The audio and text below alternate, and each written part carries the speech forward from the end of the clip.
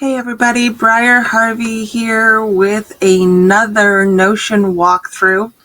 Today I am going to be doing my daily journal. So, you know how influencers will say that everybody has been asking them for something and it's fucking bullshit? So, two people have asked me for a walkthrough of my daily journal. And I was not going to humor them, except for the fact that, the world has been crazy the last few weeks, and I have realized, much to my own personal chagrin, that not much about my life has changed.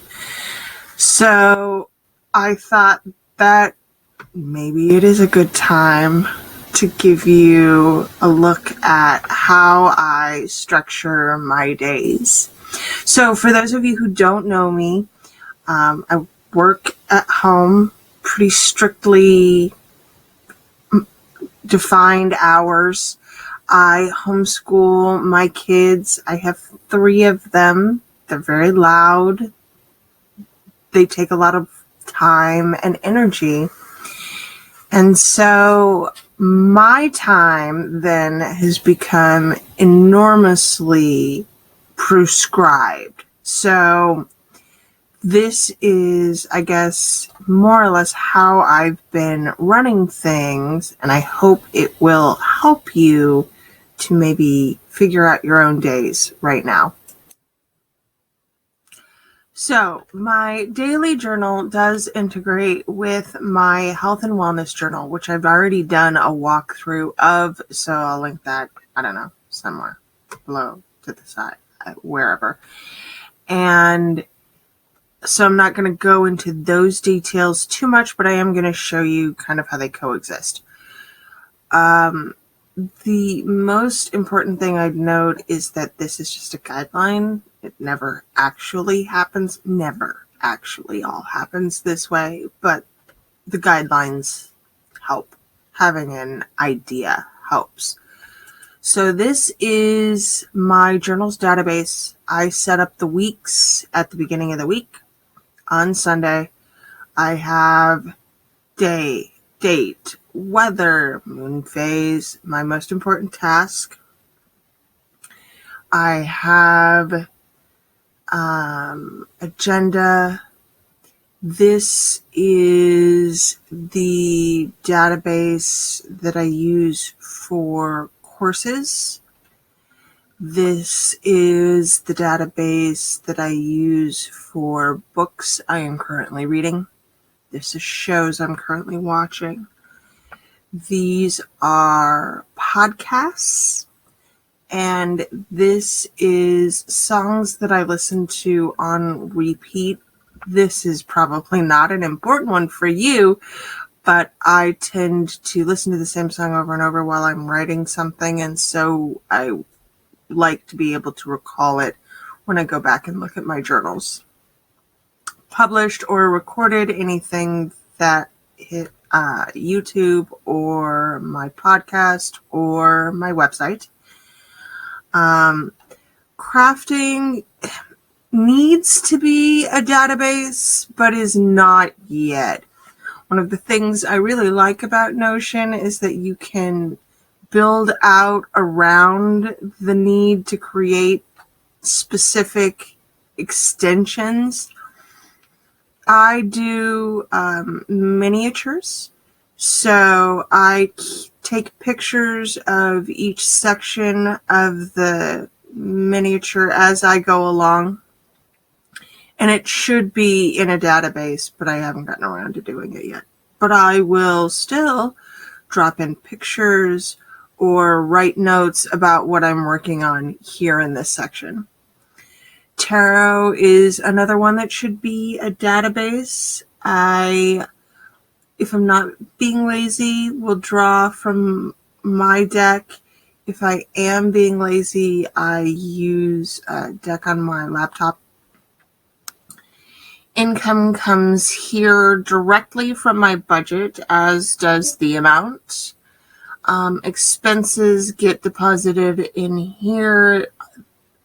I'm still working on this one. These are all notes sections, and they all compile in my weekly affirmations, gratitude, wins, challenges, letting go, improving upon. And so in the morning, I will try and write out an affirmation. At night is when I do these others, specifically one gratitude, one win, a challenge. This one is something I really like. It's something I am letting go of. This is something I am improving upon. Meetings get written here the day before, and usually I at the task. This is a link to health and wellness. This is the 27th. And these are any notes that I happen to record into my note-taking database. So let's take a look here. I have a table of contents here for mobile. It's very helpful. I then have these, my task list, sorted out by in progress. This is my weekly menu. There should be something here, but it's 12 o'clock and Notion is fussy. This is my health and wellness tracker. This is a quote, and I have a different one on every day. I change them out when I get bored. And here are my daily routines. So I should note that I am not a morning person, like at all. I loathe and despise mornings with every fiber of my being. I do not leap out of bed and gleefully yawp. I do not write morning pages. I mostly grumble around, stump to the corner of my house where I smoke a bowl, and play on Facebook for at least an hour, sometimes longer. I used to feel extraordinarily guilty about that. I've stopped. It's just what it is. And embracing that that is my morning has actually made me more productive in the long run.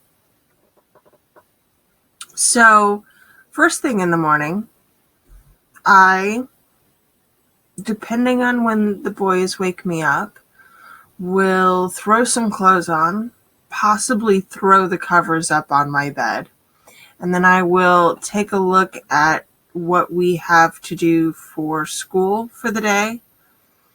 Sometimes I have to print pages. Sometimes I have to prepare activities. Sometimes I have to figure out movies or classes that we are doing or watching.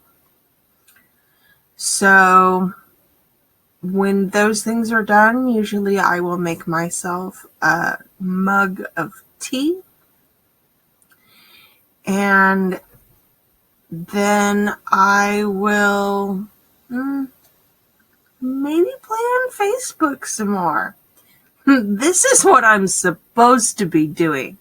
I'm supposed to be eating breakfast and doing my plan and listening to podcasts and processing financials and my email. Sometimes those things happen. I will boot up my laptop, which sits on my microwave. It would sit about 6 feet to the right at my standing desk, but my 2-year-old won't leave me alone while I stand there, so I am on the microwave on the other side of the gate.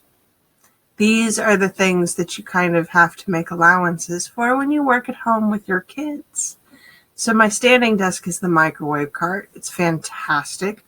I boot up my laptop and pull this page up, which then lets me look at what I have to do and what I am supposed to be planning for the day in terms of a menu and for the rest of my day. So usually the night before meetings will go in here, and I will start with an affirmation. These days, I gotta tell you, it's mostly be not afraid. And I'm trying. So, once those things are done, I will study if I am. That's kind of been disrupted the past couple of weeks. The 2 books I'm studying right now in a interesting juxtaposition are A Course in Miracles and the 48 Laws of Power. So I have databases for those. Every time I read a chapter, I have a notes section. I also use study time for internet courses that I am doing. I don't have any currently that I am in, but that is also when I typically do these things. And I'll be honest, it's like 11 o'clock at this point because my mornings are mostly unproductive.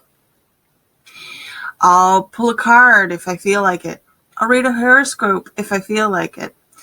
If my hands don't hurt, and that's definitely not this time of year, I will write morning pages. Around noon, I will think about doing something productive, and I will feed my son's lunch. I usually get started with my middle son on school between 12 and 1. He too is not really a morning person and doesn't like to do school first thing in the morning.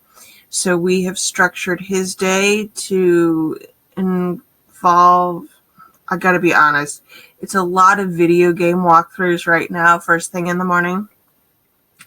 And then we do his structured work in the afternoon and any educational videos during my youngest son's quiet time. So that's around 2. We do his speech program and I read him a book, and then he spends about an hour or so playing quietly in his room. Sometimes he naps, most of the time he does not. I will use that time to pick up around my house a little bit, eat my lunch, and potentially read a book. Sometimes the only time of the day that I get to read a book. Usually around 4 o'clock or so, my husband and daughter get home from work. My daughter works 3 days a week, so some days she's at home doing school, but mostly work doesn't start for me until later afternoon. And then I will work a couple hours in my office. So, most important task, obviously, is what it is. I have closest to cash. This is a concept that I stole from my coach, Naomi Dunford. She talked about it in a program called the Emergency Turnaround Clinic, which is free, and I will link it to you in the comments. This was, 10 years ago now, and it's been absolutely foundational in my business. Essentially, what's the thing that's going to make you money right now? That thing. That's the thing that's closest to cash, and that's the first thing that you should be doing in your work day. That's not the most important thing. Sometimes those things are the same thing. Sometimes they're not. Sometimes the most important task is generating content or doing an interview or a deadline, the closest to cash thing is sending an invoice or scheduling a podcast interview. They're not always the same thing. Sometimes they are. My weekly theme, I have a daily theme. I usually do this kind of work then. Let's see, those are here. So tomorrow is client management and calls. Today, Friday. And then any additional client work. At about 6:30, I will head upstairs. My nights to make dinner vary. So sometimes I go up a little bit earlier. Most of the time it is my husband or daughter making dinner, and then I just have to prep my own food. That is a different walkthrough entirely. And then after dinner, we will play a game. My youngest son goes to bed around 9. He still requires me to sit there and wait for him to fall asleep. You know, what every parent wants to do at 9 o'clock at night. So these days, while it is not on here, and it's not on here yet because I haven't committed to it, and if I put it on here too soon, then I can feel weird obligation thingies around it and won't actually fucking do it. But as soon as I'm done putting my youngest to bed, I have been trying to squeeze in either some yoga or some deep stretching, some exercise into my day. That's a really hard one for me and has been a struggle for many, many years. It's the thing I fail hardest at. After that, I head down to my office. Again, this is my Friday day. I have a post in a subreddit that I moderate. These are our food delivery boxes. I'll throw codes down below. Imperfect is produce, and it is amazing. Hungry Root is what I like to think of as components. This is mostly what I eat. It's all gluten-free, dairy-free, can be vegan if you want it to be. And it takes me about 5 minutes to make my dinner every night, which has been absolutely life-changing for me.